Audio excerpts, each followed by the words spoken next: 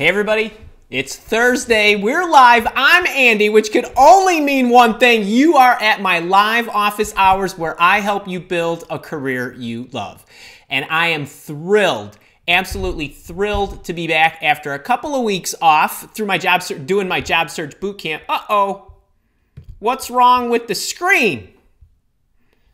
Hold on here, let me see if there's something wrong with the screen. Sorry about this. Hang tight, I'm going to get myself a new shot.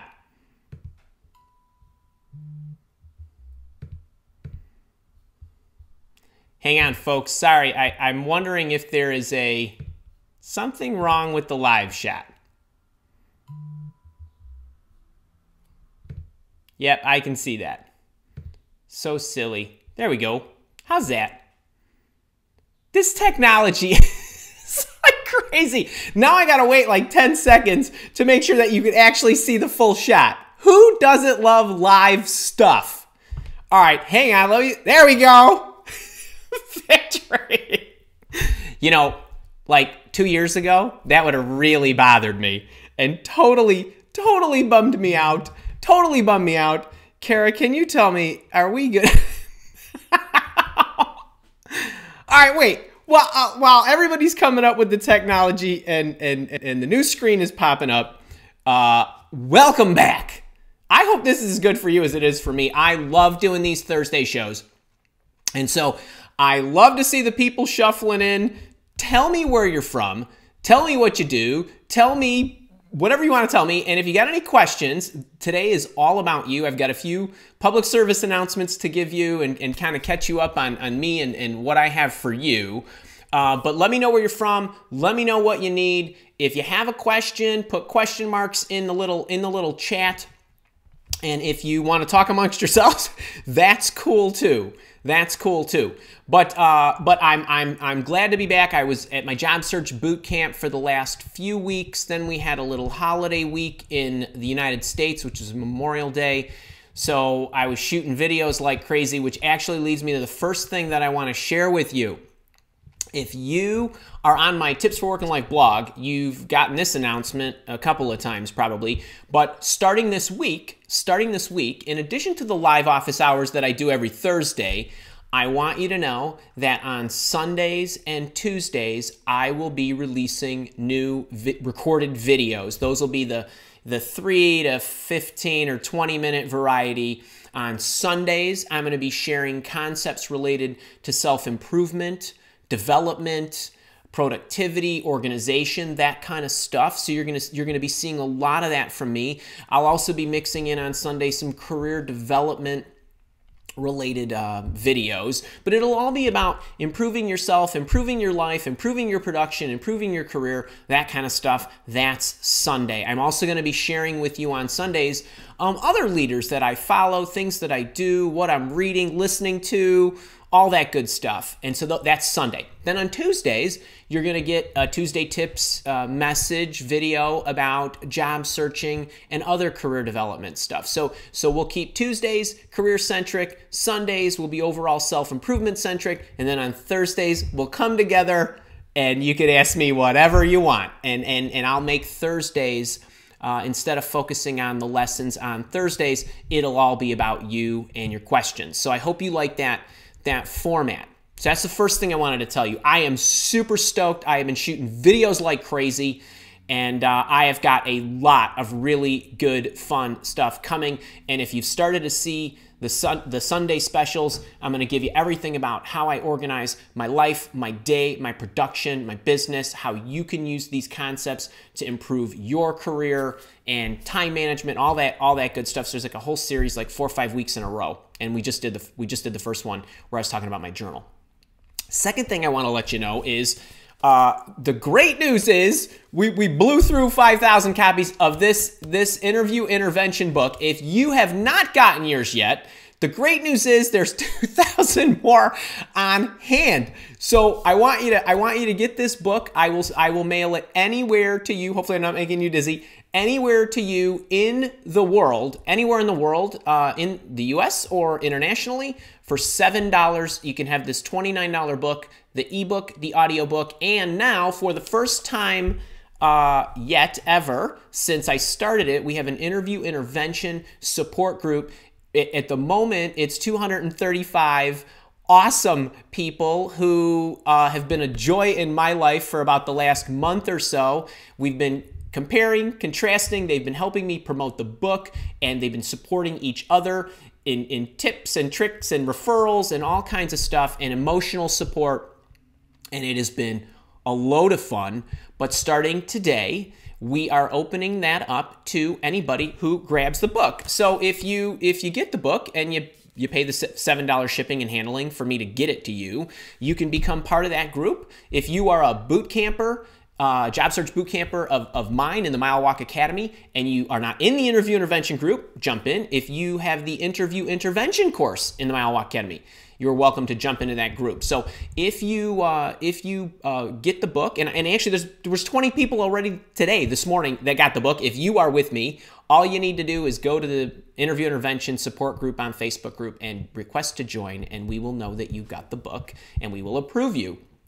And if you do get the book and your Facebook name is different than whatever it is that you registered in the Mile Walk Academy to get the book, just send us an email at support@milewalk.com and let us know what your Facebook handle is or your Facebook name. All right, that's the second thing. The third thing is I have every Friday, as far as the content calendar is concerned, I told you about Sundays, which is about self-improvement and organization and development. Tuesdays is about career development and job searching. Thursdays is about live office hours, and Fridays, every Friday, I'm also going to be giving away free coaching, free other things, books, other books, all kinds of good stuff. And this weekend, I am reprising my Career Changer webinar. I did a one-night only event on May 14th. It was a special 2-hour event where I went into 12 steps to change careers. I've never replayed that, and I don't intend on continually replaying it. But this weekend, starting Friday, if you are on my Tips for Work and Life list, email list, you're going to get an email, and it's going to allow you to watch that anytime you want over the weekend. You need to be on my email list to get that. We are not going to advertise it via social media or put links on YouTube or anything like that. That is for people that are subscribed to my list to let me into their inbox. So that's my third announcement. Now, I would love to see who's here and what's going on. Patricia, great to see you. AR, Sue, I know that, oh, and you did say it's Sue. Okay, I know that's now your handle. Iris, great to see you. Kristen, wonderful that you are back at it. D. Walker, Maria, Chris, Viola, wonderful. Morrow, great. Cecilia is here from Europe. Great to see you. Michelle Middleton, always love her. Donna Sunshine, great to have you all with me. I'm excited. I'm excited about what I got coming for you. I wish I could give it to you all at once. All right, let's go to the chat. AR has a question about a picture inserted in a CV. And please share some CV tips. So AR, great question. I get this one quite a bit. I am not a fan of putting a picture on your CV. Number one, I don't think it's necessary, especially in today's world where there's so much out there on social media, like your LinkedIn profile you should have a picture and those kind of things.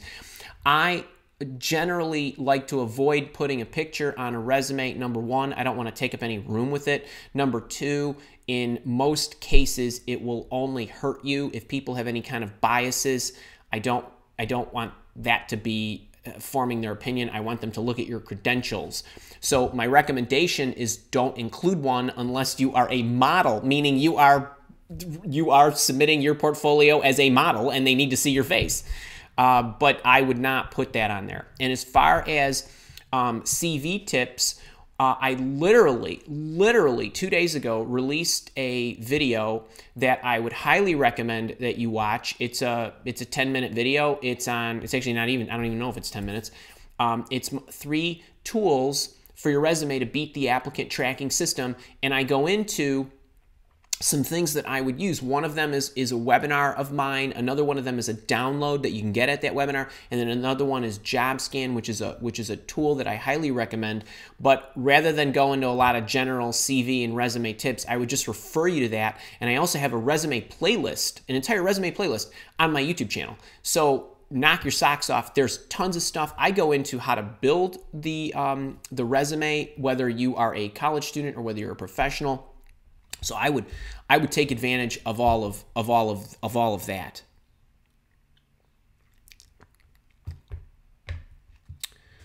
Patricia from Argentina.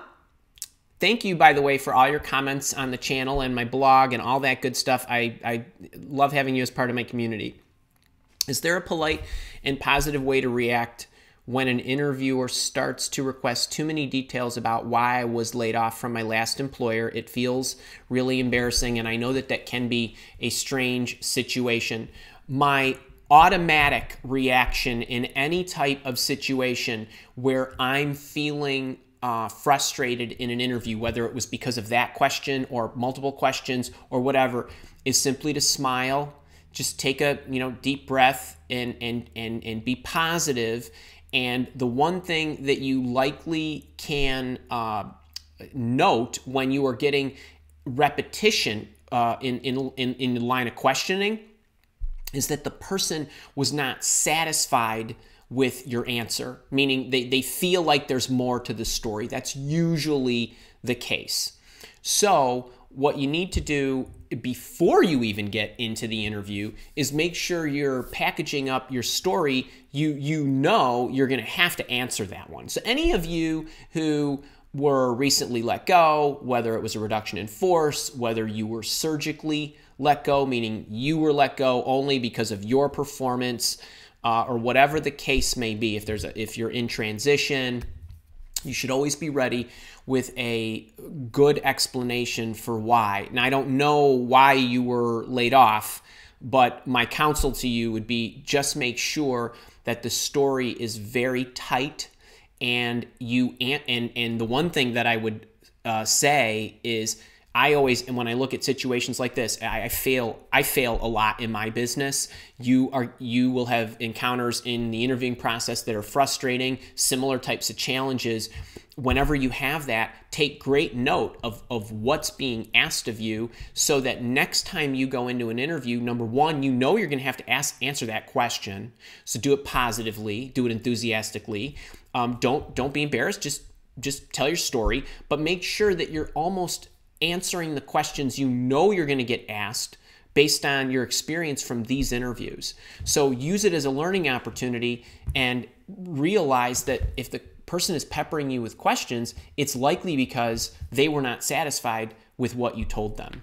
So that's, if I have to dig deeper, that's usually the reason why. So, but my reaction is to be positive and to smile and, don't let them see you sweat, so to speak. Hey, Sue.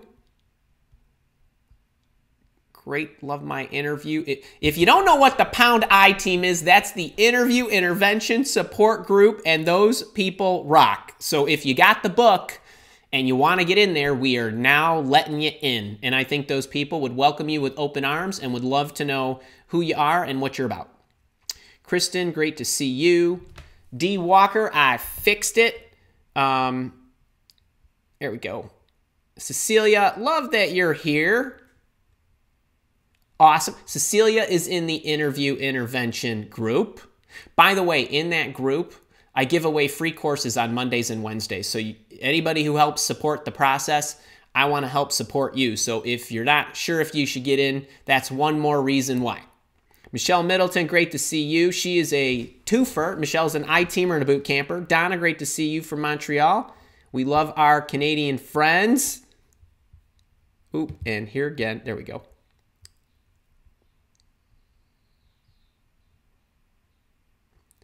Just zipping through. Roger Apple. Wait, hang on. Valeria, good to see you. She's a boot camper and a I-teamer. Sunshine, good name for you from Florida. Roger Apple, great to see you. I don't know if you're a frequent follower. Your name is a little newer to me. AR, great to see you. Again, thanks for the question there. Okay, let me see. Where am I at? Oh, Sue, is there a way to download the audiobook, download the audio rather than listening to it through the MileWalk website? Okay, so wait, actually, this is great, and I think Kara was beating me about this. So, folks, when you get this book, when you get this comes mailed to you, and then what you do when you kind of check out and you pay your little $7 shipping and handling charges, you get an account in the MileWalk Academy, and there is a little product that's Interview Intervention. It's the digital experience. And then you open it up, and there's posts. And each post, there's a welcome post. I give you a little backstory. Then there's a welcome post, and the welcome post has the ebook, and you can download it. And it has the audio that you can listen to it or download. And then I go into each chapter, so chapter 1, 2, 3, and 4. And there's my chapter notes in there. There's, you already downloaded the whole book. That comes all together. And then each chapter is its own separate audio, which you can listen to on the platform, or you can simply click the MP3 download and download it right to your phone or to your computer or whatever, so you can take it on the go. It's an awesome setup, and I use my entire training system to deliver that to you. It makes your life really easy. So Sue, there is a way to do that. I'm guessing Kara beat me to that, but for everybody else, if you're interested in this book, the book is $29, which I give you free, and then the audio ebook and all that I spent time recording, it's me talking to you right there in your ear, that's $27. You get that free too. And Mom is here, and Mom, don't worry, I bought the extra 2,000 books for the people, but I haven't run out of money yet, so I don't need a loan from you and Dad. We're gonna keep giving them away till I'm broke. All right, Maria Rizzo. Love this question, Maria. Okay, Maria asks, best way to answer, what have you been doing? She's been out of work since November, and she's been looking, but she just can't find the right fit. So, Maria, there's 2 or 3 ways to go about this, and you can kind of mix and match, or you can choose one or the other or whatever. I realize that finding a job is not an easy process. So anybody who tells you finding a job is easy is lying to you, flat out lying to you. And I don't care what your credentials are. I don't care if you're a high-flying executive or if you're somebody looking for your first job. It makes no difference. Job searching is tough. So you got to brace yourself. You might not find something in a couple of weeks or a month. And I see that you've been looking now for what's about 6 or 7 months. And that's very possible that people go through those stretches. I, as a hirer, recognize that. So when I see somebody that I'm interviewing that hasn't been working for a few months or 3 months or 6 months, I also would like to know what they've been doing. And really, all I'm looking for is, have you been active? Have you done something to try to move your search along? If you were out of work for an extenuating situation, like you had a sick parent or child, or you were ill, or whatever, or maybe you got let go at a bad time of year. So November's kind of a bad time of year. There's not a ton of hiring in December. Hiring starts to pick up in January. So I understand those things as a professional in that line of work. So if you said to me, well, I was recently let go, or I've been out of work since November, and I started to prepare for my job search, and then I hit it heavy in January. I've been looking, but I just can't find the right fit. I've been targeting organizations. I've been going on interviews, or whatever it is. It would be nice to hear that you were actively looking. That's one route. Another route is, and here again, depending on your situation, I mean, I know a lot of people who are married who never have time, you know, both the husband and the wife, or both partners, they work. And when one of them has an opportunity, whether forced or unforced, to take some time off, if they've been, you know, volunteering or doing something active or contributing, and being active, I'm cool with that too. So, you know, I don't know what you've been doing, but if I hear in an interview, hey, I've been volunteering and doing these things, I've been taking some time because I've never had a chance to have any time off, and my kids are young, or whatever, you know, kind of work that into the story. I like the transparency. I mean, I hope you guys, and I know some of you are here week in and week out, and I tell you stuff because I want you to know what, I struggle just like you struggle, and I try stuff and it doesn't work, and I throw things around and I break them. And you know what? Life is never super clean, not for anybody. So I just like the honesty in the story. That's what warms me up and makes the connection with me. And I think, just think about what it is you've been doing, and then think about how you want to share that. But all of that stuff is cool. And to be out of work for 6 months is, while for you, I know every day that goes by, that's painful. But to me, as a professional, I know that happens. And so I just want to know that you've been trying, and and you could even say, I tried some things that didn't work, and then I figured this out, and now I'm having better traction. And let's be honest, you're in an interview if they're asking you that question. So you did something right. So I hope that helps. Hey, my friend Charles is here. He's another Canadian. He is a boot camper and a good dude. Kendra? Oh, Pescucci. Love that name. Rhode Island. All right. Wonderful question here. Kendra's asking, how can I prepare or update myself for a legal secretary position? I was a legal secretary many years ago. I've been doing data entry jobs for the past 12 years. So Kendra, the great news is, and I don't know how long you were a legal secretary many years ago, but the fact was you were a legal secretary many years ago.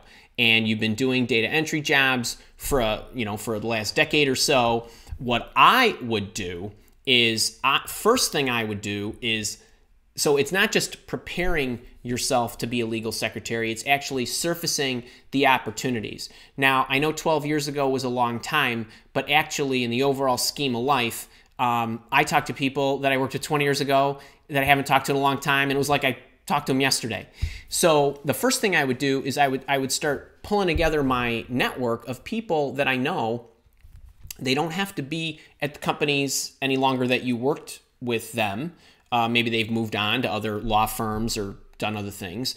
And to be honest with you, the fact that you have been this once, while a lot has changed in the last 12 years, a lot has not changed in the last 12 years. So I recognize that somebody who's got that experience under their belt could likely come up to speed very quickly. So I would start reaching out to legal secretaries that I know to see if anything's changed. I would start freshening up my skills. There's probably some online stuff that you can get trained up on, or kind of get caught up on current events in whatever your field was that you were a legal secretary. So legal secretaries, I mean, you could have been in family law, you could have been in real estate law, you could have been in whatever it was that you were supporting. I would probably go back to your to where you had the most experience, because the less stuff that you have to learn trying to break back into it, the better off you'll be. But that's what I would do. The other thing too, we get a lot of actually in the Mile Walk Academy, we get a lot of legal secretaries that want to go to paralegal school, and they do other things like that to kind of bolster their credentials. I don't know if there are proper credentials. That's just my ignorance, not knowing if there are proper credentials for legal secretaries or administrative assistants or whatever they're properly called. But that's what I would do. That's what I would do there. Anthony Quaranta, nonprofit direct marketing director from Lynchburg, Virginia. Welcome, Anthony. Question: how long of a period of unemployment would be a mark to be applying outside of your area of expertise? Hang on, I'm going to need to reread that one. Are you, Anthony? I'm so sorry. Are you asking? You've been unemployed for a certain amount of time, and you feel as though you would not be strong enough to, like, you need to throw in the towel, like you need to give up, like you're not wanted in that area. Can you do me a favor? Can you go zip to the bottom? Let me know specifically what you mean. If it's that you're feeling that your psyche is not where it should be, so that you could you effectively have the confidence to re-enter. I'd love to know that before I actually respond. And Kara with the blue wrench, she will Slack me what you say if it's way down there, and I will answer that at the next break. Pansy, Slacker, Foster, great to see you. Carrie Day, Carrie, you need to get back to me on your victory. Carrie was a winner yesterday in the Interview Intervention Support Group, and she is the proud owner of some new course that she has not yet let me know which one it is. Okay, Captain Lima, hey, you, Captain Lima, great to see you. I think you put a comment on, I didn't get to read, but I know that because I recognize your name and your little symbol there. Which is rather unique. Emily, great to see you. First timer, Emily. Can we give Emily a big first timer hug, everybody? Race B, cover letter help. I took some years off college to take care of my mother. Okay, noble of you. My last and only experience was 2009 as a research assistant, applying as a remote customer service rep. How to write an email intro. Okay, so race B. I have a few templates that you can use depending on whether you are reaching into a company and you know there's an opportunity or don't know there's an opportunity, or you want to target an individual. If you simply, on my YouTube channel, there is a cover letters playlist. If you run the gamut, you will get all the cover letters and you'll have a complete arsenal of free cover letters that you can use to write that email intro. And you could use the cover letter content as part of your email. So that's what I would do. So when I prep a cover letter and I'm going in cold to an employer, you can use the cover letter templates inside the body of the email if you wish. That's all scripted out for you. And then I would just you know, connect the dots between your research assistants and all that other stuff that you did. But you will have the templates that you need. They'll be in there in the cover letter playlist. I would run through that. And each cover letter video is you know, they're bite-sized videos. So they're, you know, all of them are like less than 10 minutes. All right. All right, Kara's answering. Sue Sunshine from Florida. If covers might not be read and have a 2-year gap, would it be smart to include a work history item? Cared for family between 2000, office closed, then time off to help father ill. Okay, so what Sunshine is saying here is, and actually this is really a great one to kind of broaden, and I'll give you my answer. I mean, I'll give you the specific answer, but I want to step back on this one for a second. So everybody, when you submit your email, let's say, then there's many ways to submit your cover letter. Sometimes you're submitting it in an applicant tracking system. Sometimes you're attaching it to an email that you're sending along with your resume. So you've got an email, some words in the email about who you are, an attached cover letter, and an attached resume. If you go that route, what happens in, I dare say 100% of the time, the person opens the email and then glances at your email, the text you put in the email, and then clicks your resume and opens it, and then they look at the resume because they want to get right to the answer. They want to see if you fit. Then if they like your resume, then they kind of hop over to the cover letter, they open it up to see if there's really anything else in there. That's the sequence. They don't read the email, then open the cover letter, then read the cover letter, then open the resume, then read the resume. That does not happen. And when it's submitted in an applicant tracking system, it's never read, even though it says this is required. Because most of the time what's happening is the applicant tracking system's engine is working.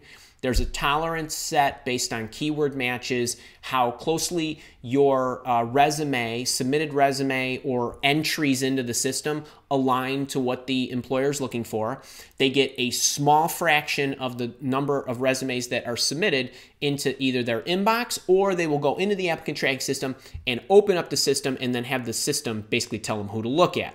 Okay, so what Sunshine is asking is she could, or I'm assuming it's she, would explain that, you know, hey, I had this gap in my resume and here's why I had it. So what she's saying is she's banking on the fact that they're not going to read that. So what I would do is in the resume, I would put that. I would either put that at the bottom if you have like an extra section, or it's almost, I don't want to say volunteer section, but something like that. Or because it's 2 years, you could put something like that cared for family or anything. Just remember, the resume is a marketing vehicle to sell you.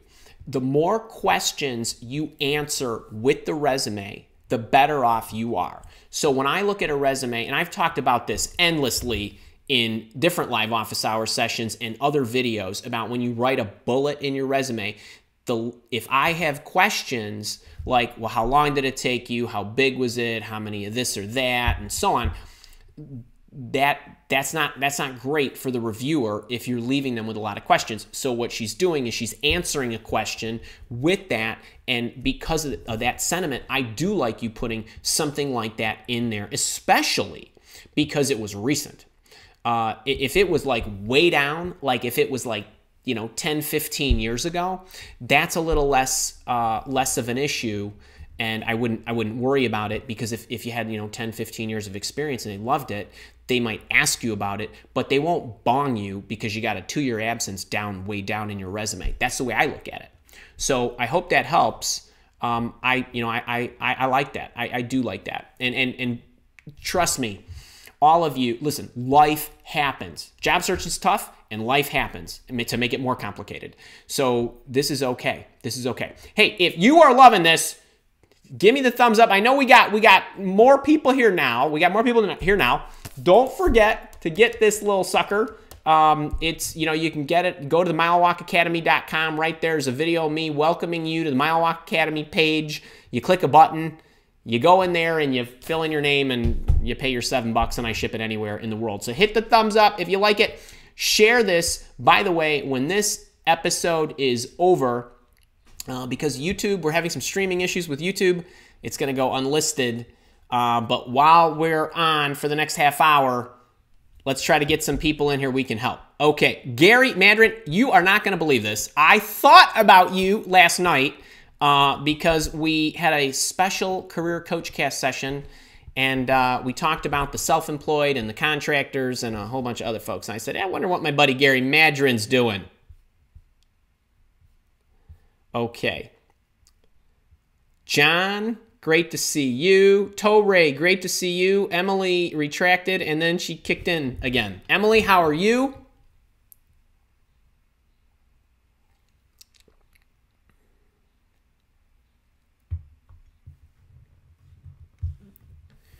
Okay, Emily, this is a fantastic question, and obviously a touchy situation. If a hiring manager asks why you left your last job, how do you tell them you were let go because I was on medical leave and asked for an extension without sending up a red flag? If you were on medical leave and asked for an extension, that would not set up a red flag in my mind, because you were on medical leave. So at the time the medical leave was complete, whatever that time was, and I know that there are definitely FMLA laws, Family Medical Leave Act laws, that allow for certain amounts of time where an organization will let you be out for certain things.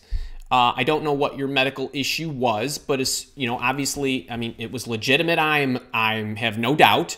And so I would just say I was on medical leave. If you care to share what the medical issue was, and it's something that is done and it won't be an issue with a new employer, and you're healed, or I hope you are, then I would probably let them know what it is, just to so that they don't get nervous that you might be out again. But you don't have to. But you don't have to if you don't feel comfortable with that, and just say, I wanted to stay, but I needed a little more time off, and my employer. I'm all about positivity, right? So I was out on medical leave, but I needed some more time off. There's nothing wrong with that. I went to my employer, but unfortunately, my employer was in a situation where they couldn't allow me to have additional time off, and I understand that perfectly. So we decided that it was time for me to move on. I understand they could not give me the extension, but on the same token, I was not yet able to go back to work So we parted ways amicably, and now I'm interviewing again. I have no problem with that story. If it was me, I probably wouldn't even press. I mean, I would just say, okay, that's cool. And if that's the situation and you feel comfortable, then on we go. And then I would focus on all the other stuff I needed to know about you. So that's what I would do. I was on a medical leave. It's up to you if you want to share why. I got to the end of the benefits and I needed additional time. My employer, unfortunately, could not afford additional time, which I totally understand. So we agreed I would move on so that they can get somebody else in the role right away. That's it. That will not set up a red flag. It really will not. At least not in 90% of the cases. Calicia Johnson, how are you? Torre, you do rock. Carrie Day's got a question.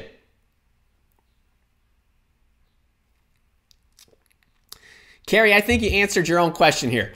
Thoughts on obtaining entry-level certifications to help change careers and enter into a mid-level salary range? Yes.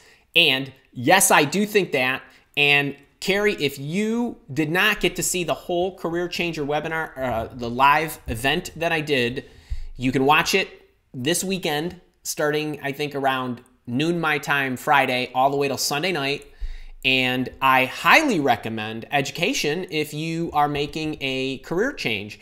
And the other thing, too, for career changers, and I'm not going to go into all the 12 steps that I go through in the 2-hour session, but the great thing is you're an experienced person.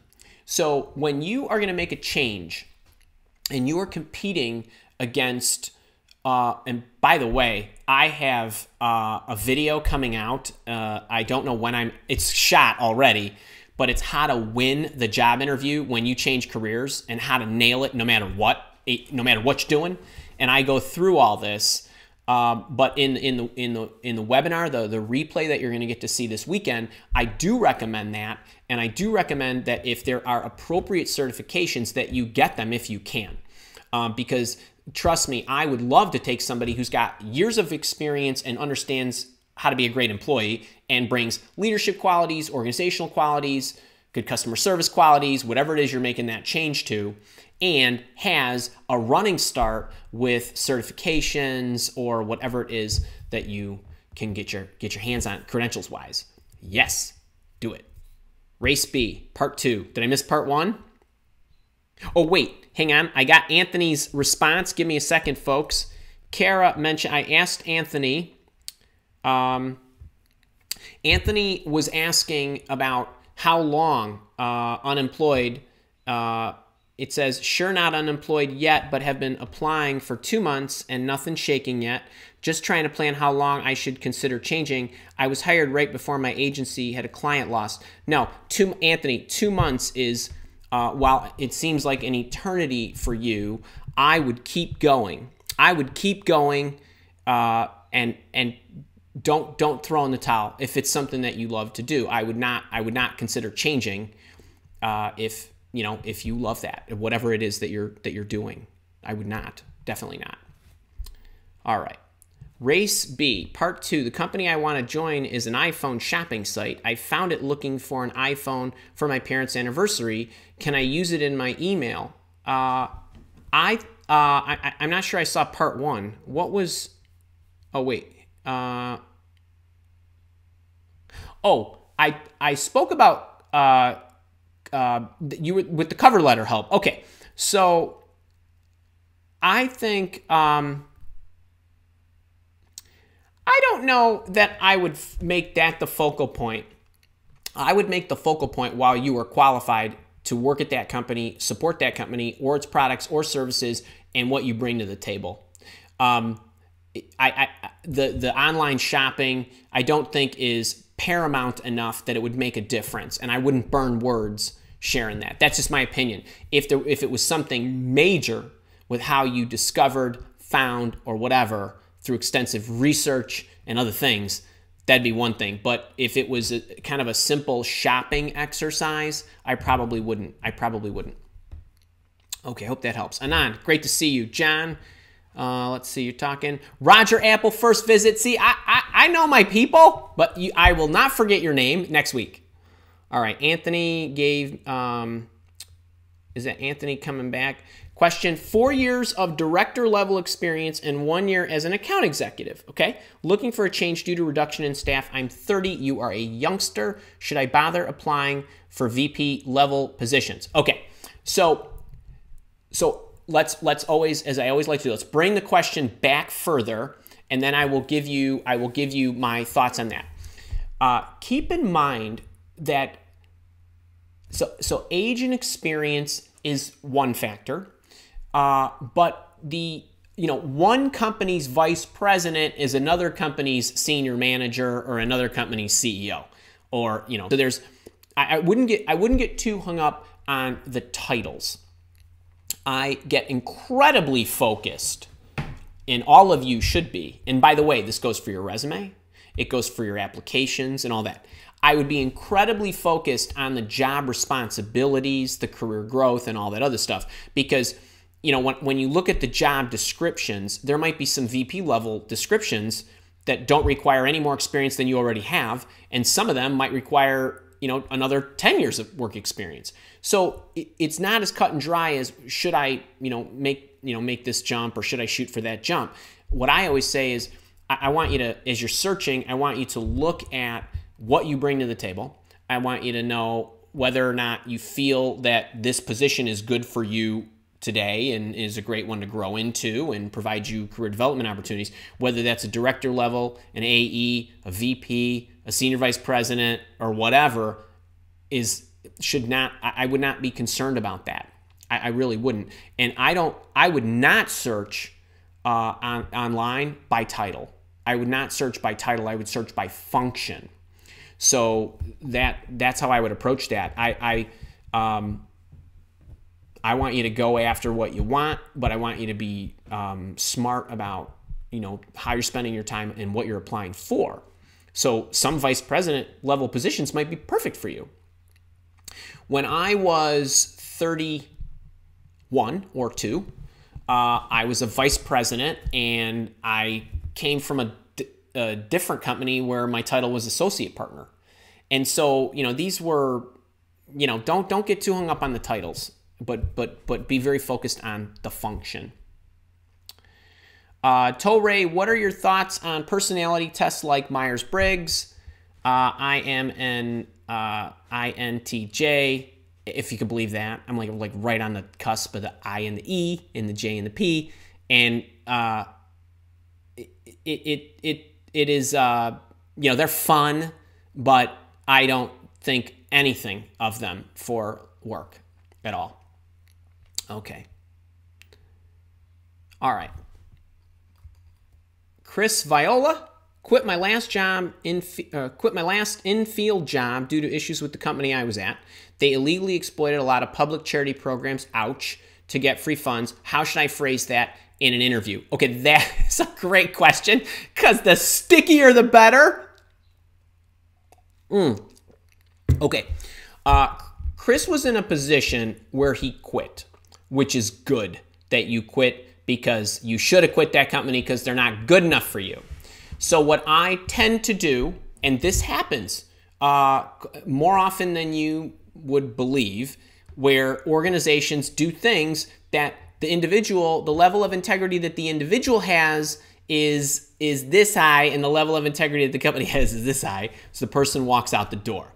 What I tend to do in those cases is I try not to be initially super specific about the rationale. So what I would say is, well, I decided to leave my last job because they were doing some things that I considered unethical, if not outright illegal.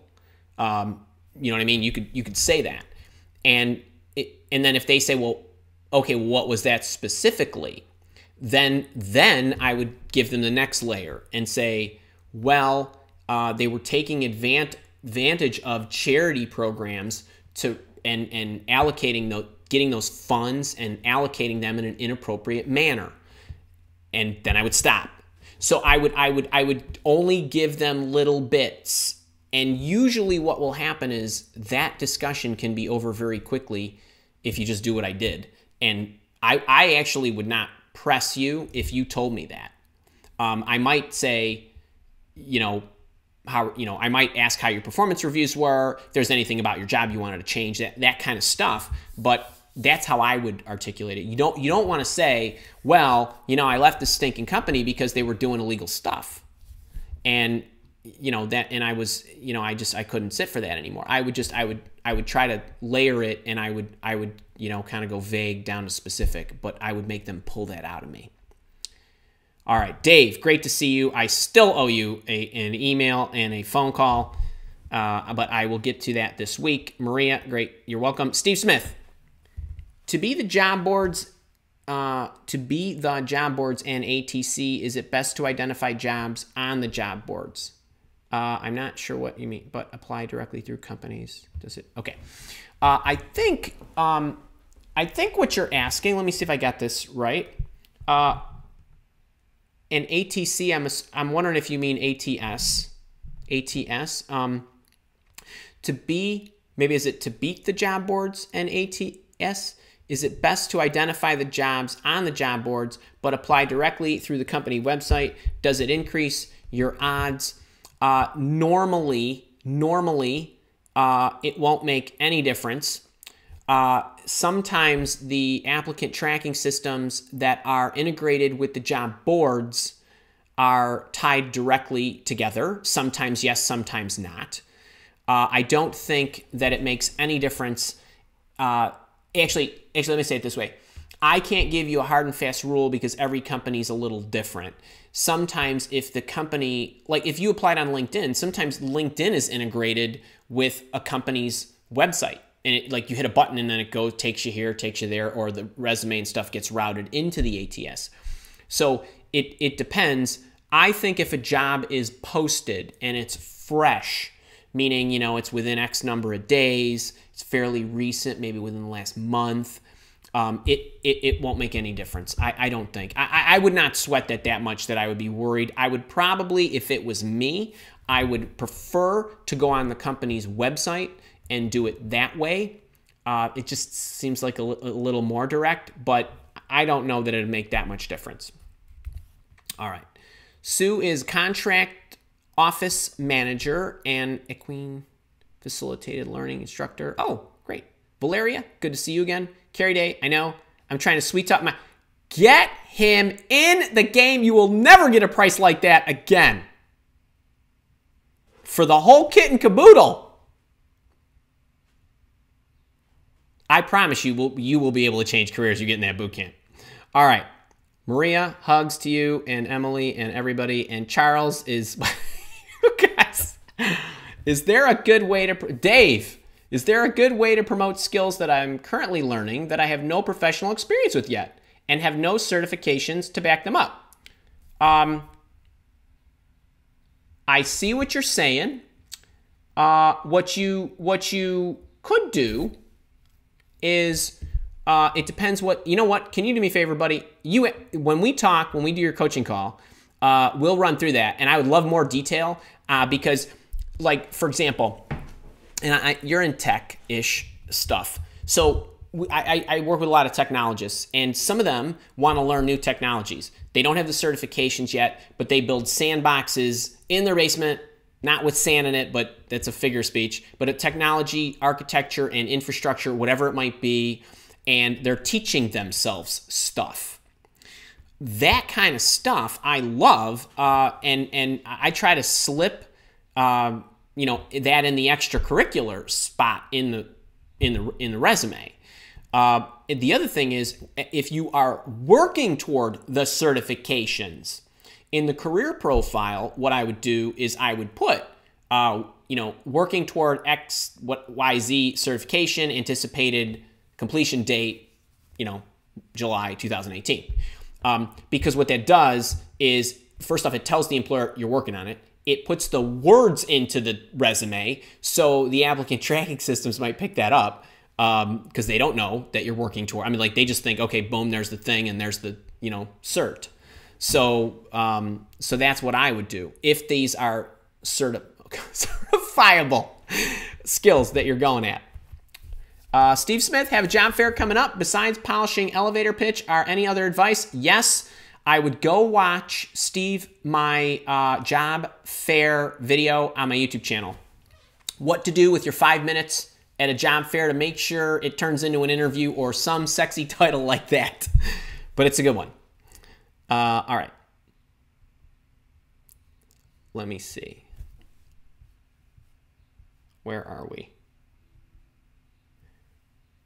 Ernie Aguilera, great to have you, buddy. Can we give Ernie a first-timer hug from Chicago? Next time you can come in my office, we'll do this. We'll have we'll get you and a bunch of other people. We'll do this live. Ernie, great to have a fellow Chicagoan here. Do you like using associations as a targeted network when changing careers? And I do. So let's be crystal clear. When you are job searching or just job seeking or looking just to change companies, I'm a salesperson, I just want to be a salesperson somewhere else, or you're looking to make wholesale changes, whether it's a pivot like this or a pivot like that, and you're 180 or whatever.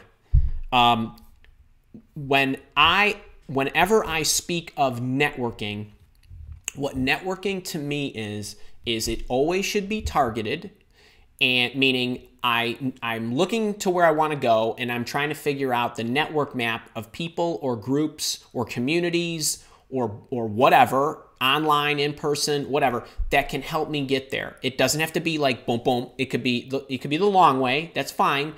But if I'm going to invest my time, I want to spend it with individuals or groups that will help me get to where I want to go.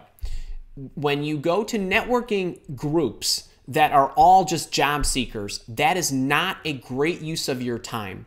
It is just a lot of other people who are also looking, and I'm not saying it's completely worthless. I'm saying you only have so many hours of your job searching time, even if it's 40 a week, and that's not where I would spend it. If I was going to choose networking groups or associations, I would pick ones that are educational, that have bright people and subject matter experts in those organizations who are teaching you. There's a teaching component to the meeting or the group or something of that nature where you're learning, you're meeting people who are well known or stars in their community.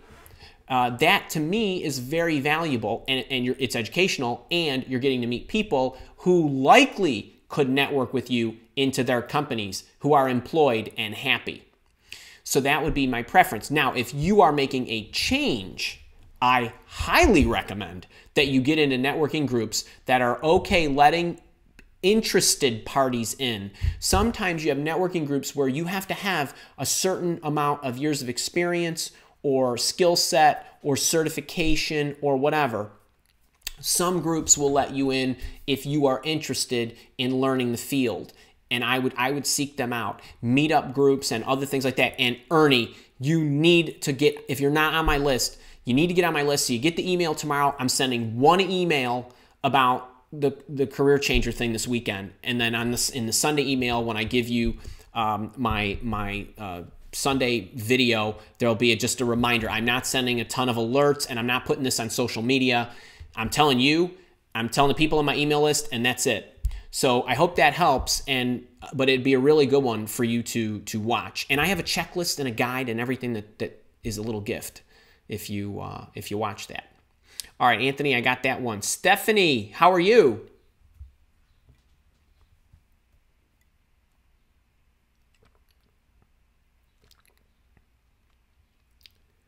Okay. So Stephanie's asking, how do you put on an application if on a previous job you were let go, job was extremely short-staffed, had high turnover, huge volume, really limited training? It obviously was not a great situation, and unfortunately, this happens. I would, on an application, I would not put anything. I would just put, I worked here from here to here. A lot of apps don't even ask you, some ask reason for leaving. If some of them, if the application asks what your reason for leaving is, I would just say it was a less than ideal environment. and that's it. I would not get into a lot of detail in the paperwork. I would spend more time on crafting my story about why I left or was let go. And by the way, Stephanie, if you do not have this inside the interview intervention book, I go into reasons, the best questions you're going to get asked, why they're asked, variations of those questions, and exactly how to answer them. And it's in there. And actually, that's like one of the first 2 questions in the chapter when I go through all that stuff. So that I would worry more about that. I would worry more about the verbal explanation. Kristen Morrison, how are you? And we do not want you to be confused. I'm confused about using JobScan to beat the ATS. Do you use it for every job you apply for, or is it just to review your resume in general? Great question. For folks, if you did not see this, and Kristen, thank you for kind of bringing this up, because I always like to let you know what I just came out with. But the video that I came out with Tuesday was 3 free tools for your resume to beat the applicant tracking system. And I demoed literally the webinar and the concepts of 3 secrets to get your resume noticed. I demoed my download, which is my resume content builder, which is awesome. Everybody who's writing a resume should have that. It's free. And then JobScan, how you take your resume, you put it into JobScan, then you take the job that you are applying for and you put it into JobScan. So Kristen, in your case, you'd put your resume together how you like it. Obviously, I love my format, but just put your resume together. And then each time you're going to submit your resume through the applicant tracking system, or even if you're not going to submit it in the applicant tracking system, let's say there's a couple scenarios. You're going to go in and you want to apply to company XYZ. So my recommendation would be, if there's a publicized opening, you copy the job description for that position, whatever the position is. You put your resume, you just copy your resume, you plop it right in. You take the job description, you copy the online portion of that specific job, put it into JobScan, hit the scan button, and then the wheels turn, just like the demo I did in the video. Then what will happen is it'll come up with a percentage match, and it'll show you based on skills and keywords and soft skills and hard skills and so on and so forth. And if the company is using an applicant tracking system, you want to put the company name and the URL for the job description itself, and let JobScan give you the additional nuances for that specific applicant tracking system. Then what I would do is get my resume exactly how I want it, as best I could, to match as high as possible. Then what I would do is I would try to target the individual. I would try to send it to the hiring official, the recruiter, the HR person after it's been scanned. If I can't get it into their email inboxes and I have to go into the applicant tracking system, then you would just submit your resume as it's been newly massaged based on the JobScan input, and then put it into the applicant tracking system. But those are kind of the best 2 routes. If you want to apply to a company and they don't have a job description, what do you do then? So you might be thinking, well, that company, I want to apply to that company because I just want to get in there and I'm a system engineer, and they don't have any job descriptions. They just say, we welcome inquiries from, whoever, system engineers, system admins, and so on and so forth.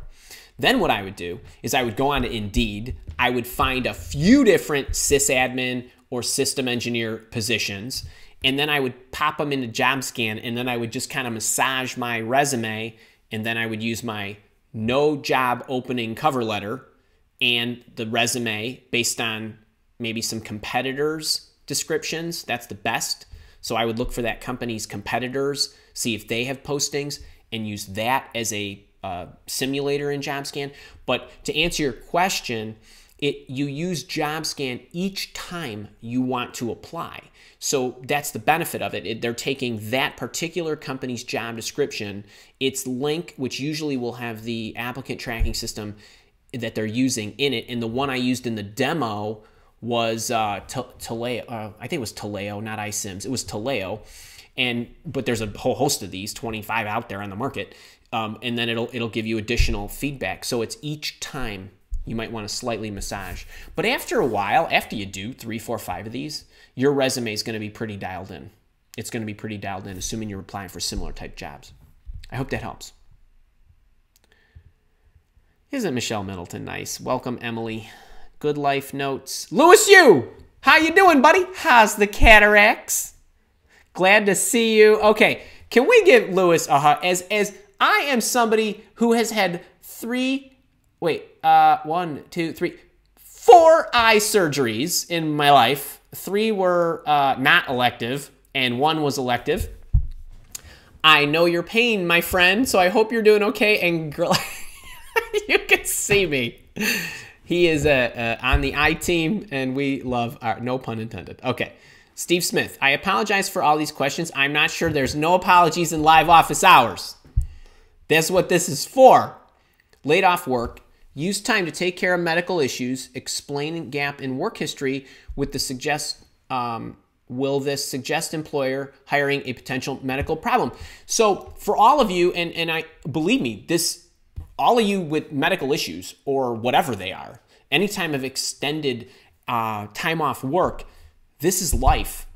Don't shy away from it. And what I would do is, on the one hand, and Steve, I hope that you are doing okay and everything is done and you're just getting back on the horse and you're going to take off. If you can, I would be upfront about what the medical issue was, and then I would say I'm fixed if you're fixed.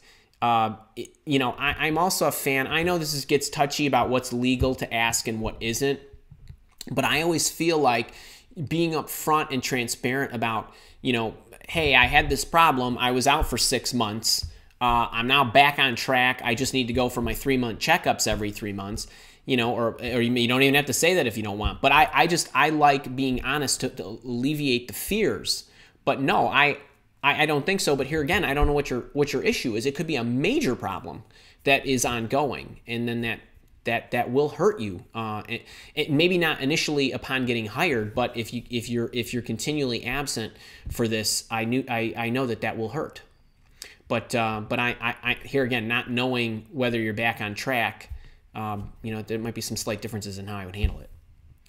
Valeria, if I drop out, it's because we have a lot of Jose, great to have you back too, buddy. Daniel Jorson, how are you? I'm in my mid-50s and recent tech industry changes have forced me to change careers to a completely different industry. How do I connect past experience as qualification for a new position? Daniel, this is a great question.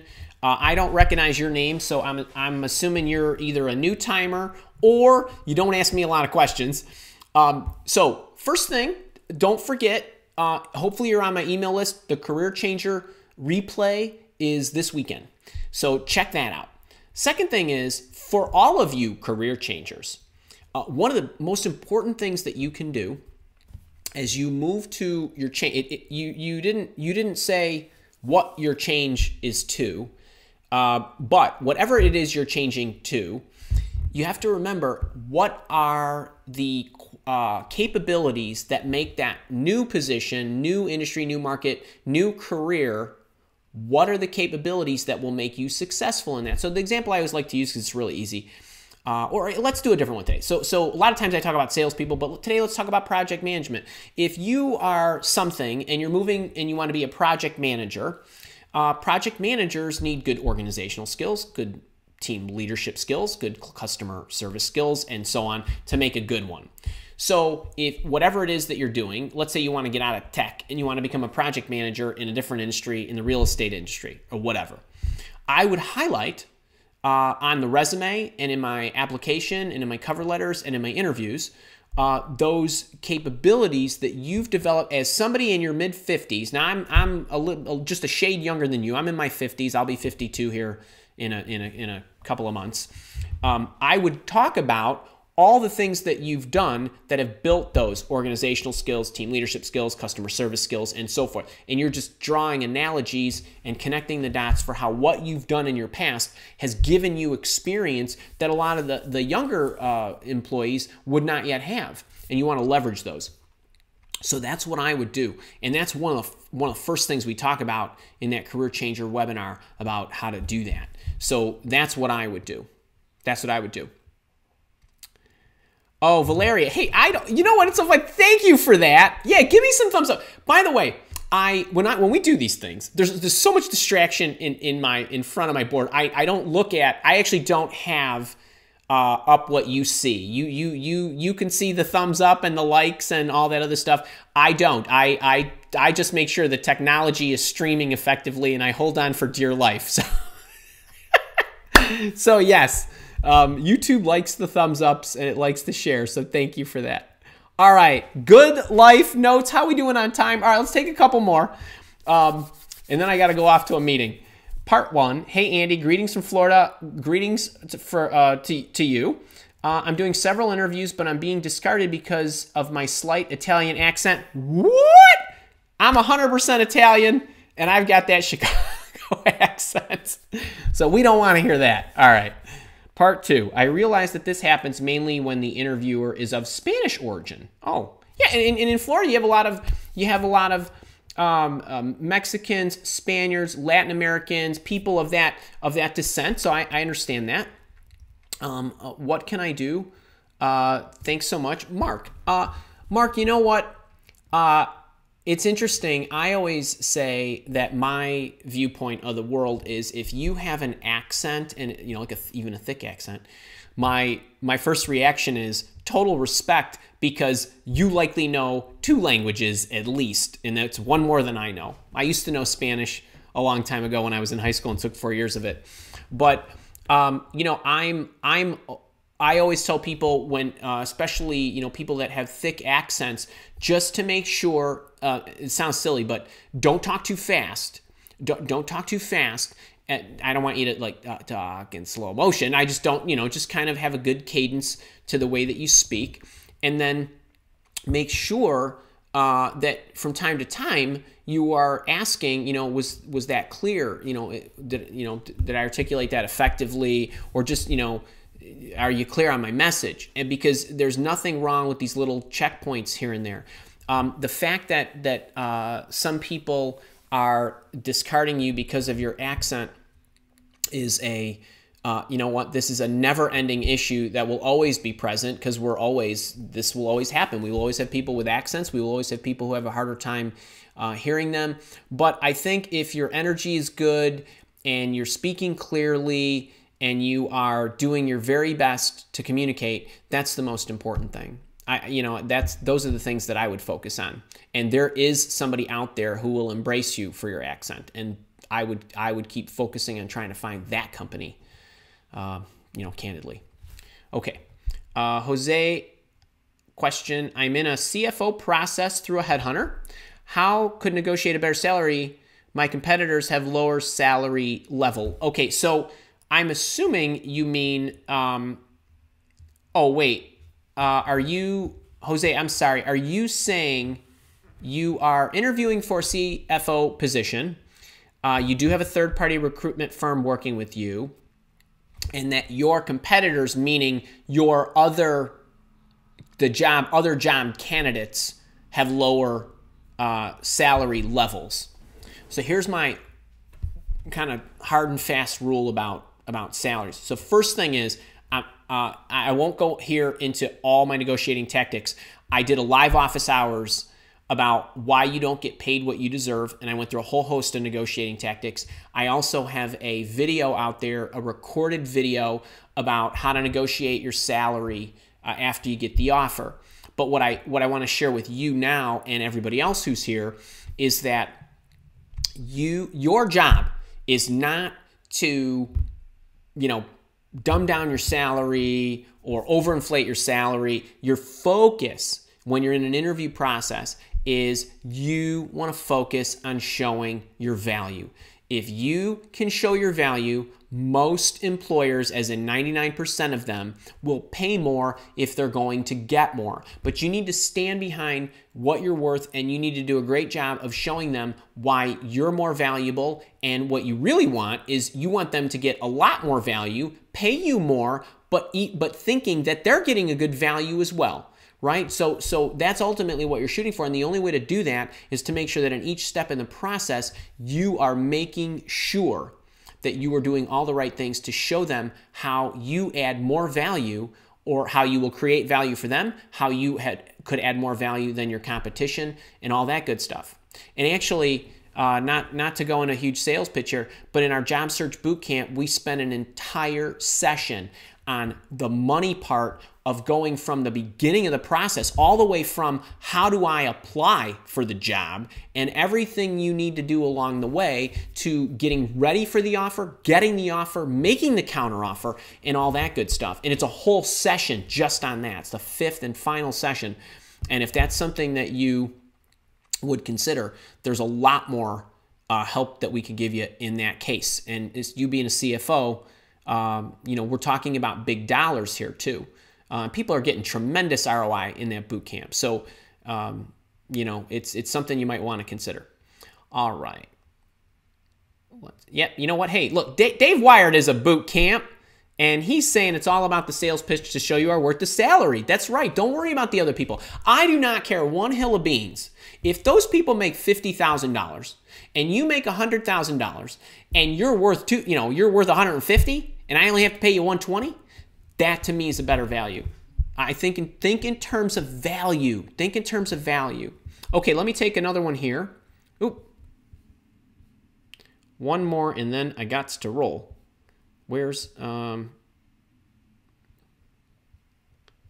just lost. Oh, there we go. Juan Alfonso.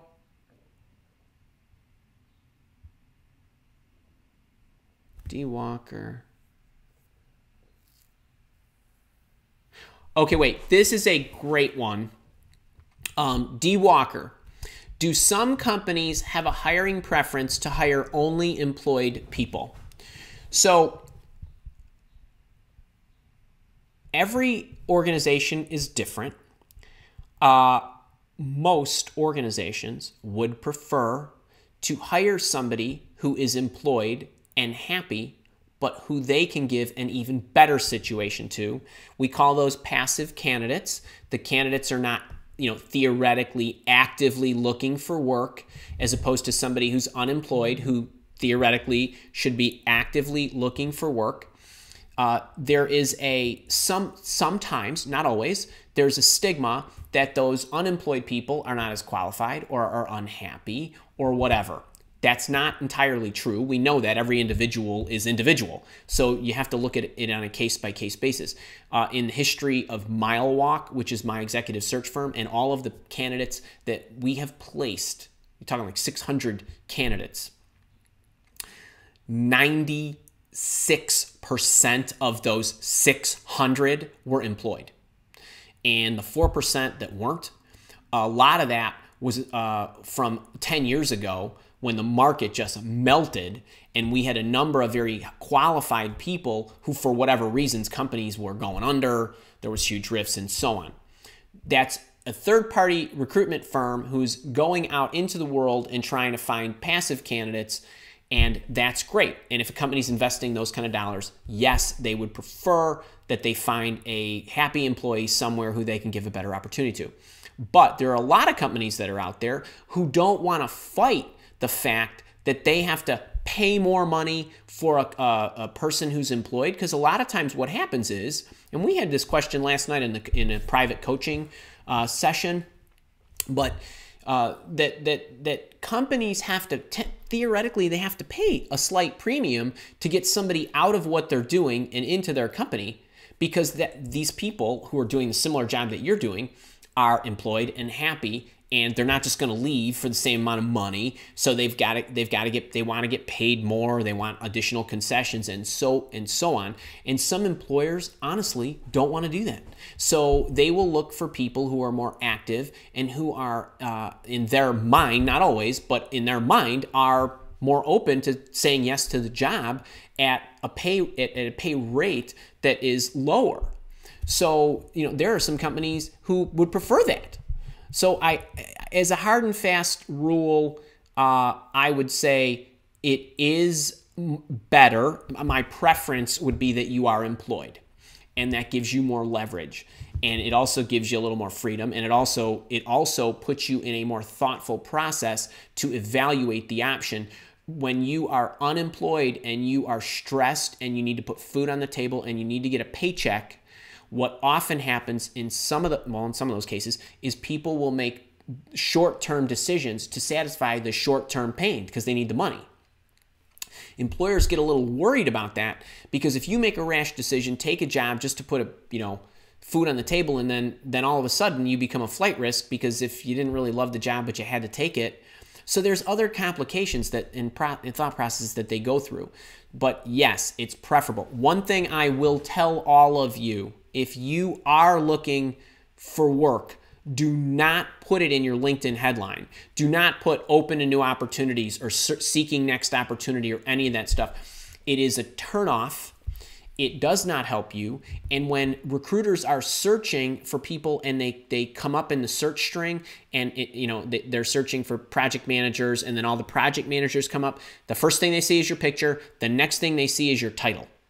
So when they see seeking new opportunities, most of the time they're going to dismiss you because they would, those people who are actually combing the world and looking for candidates want to go out and find passive candidates, not active candidates.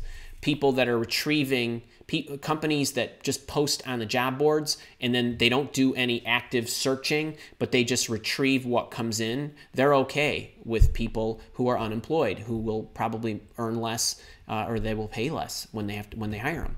So there's a lot of factors, D, that go into that.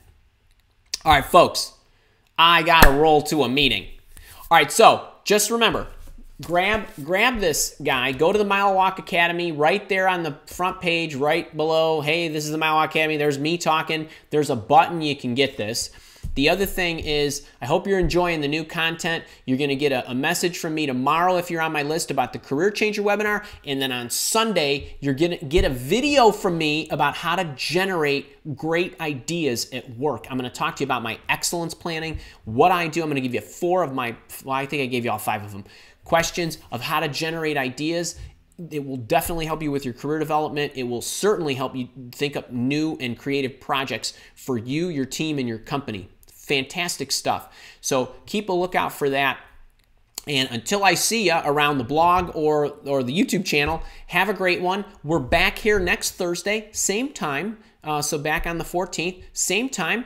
I think we're running all of June every week. We won't be missing, no reruns, none of that stuff. And keep an eye out for Sunday and Tuesday videos. Until then, have a great one, and I will see you soon.